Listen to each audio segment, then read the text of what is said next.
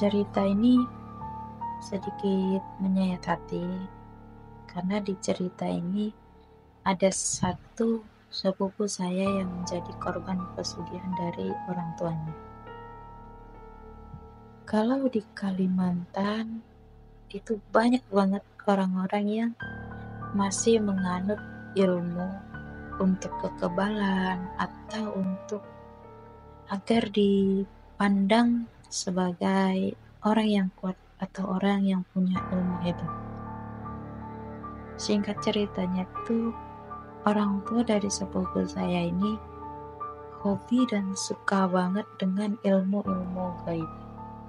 Entah itu sebagai peliharaan atau sebagai iman atau sebagai temeng buat perlindungan diri.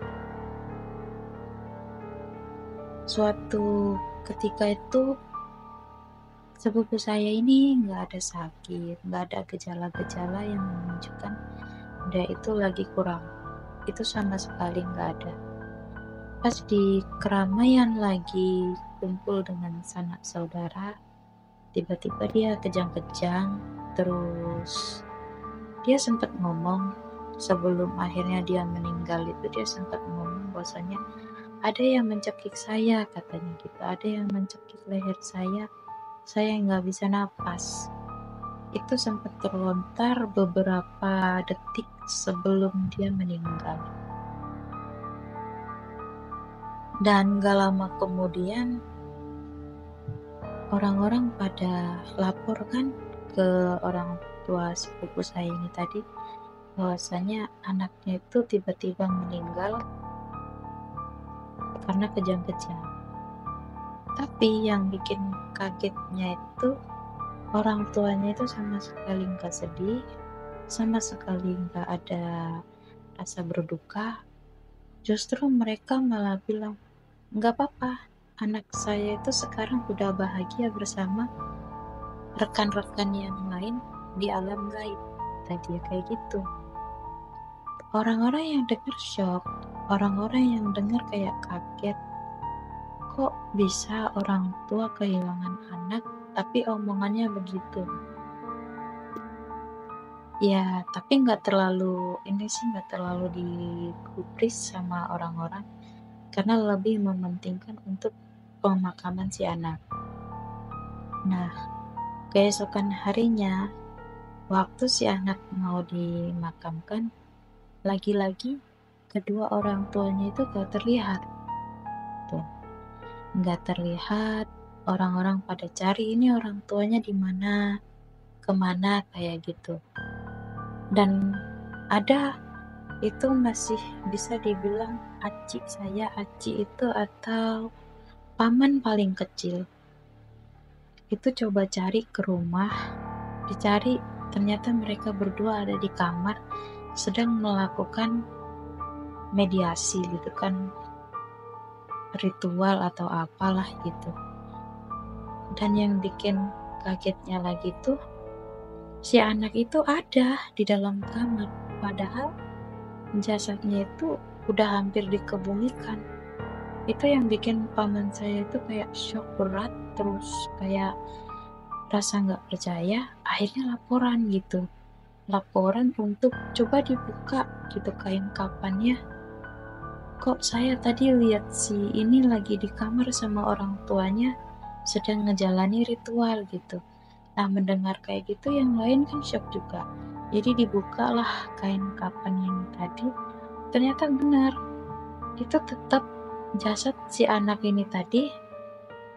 Tapi yang jadi pertanyaan terus yang di kamar itu tadi siapa gitu kan. Nah, di situ ada tetua adat yang coba untuk masuk ke dalam kamar, masuk ke dalam ritual orang tua si anak ini tadi, dan benar dilihat ternyata si anak ini ruhnya masih ada di situ dan dijadikan tumbal pesugihan oleh orang tuanya. Di situ tetua adat untuk coba untuk nasihatin kedua orang tuanya, tapi lagi-lagi gagal karena mereka lebih percaya sama hal-hal gaib yang mereka percayain ketimbang tetua adat. Karena waktu sudah berjalan lumayan lama, jadi mau nggak mau pemakaman tetap dijalankan tanpa adanya orang tua dari si anak ini tadi. Nah, waktu malam itu tetap diusut. Maksud dari orang tua si anak ini apa, dan kenapa kok bisa jasadnya udah dikubur tapi ruh si anak masih terlihat oleh paman aku ini tadi di kamar gitu kan. Nah, bersama-sama tetua adat dan orang-orang pintar yang ada di kampung saya gitu, mereka coba bermediasi, coba berkomunikasi, dan ternyata orang tua dari si anak ini sudah terikat janji sama makhluk gaib, di mana semua harta, semua yang makhluk gaib ini kasih ke orang tua sepupu saya ini ada imbalan gitu. Dan mereka minta tumbalnya itu anak pertama dari mereka, dan di usianya itu usia 17 tahun.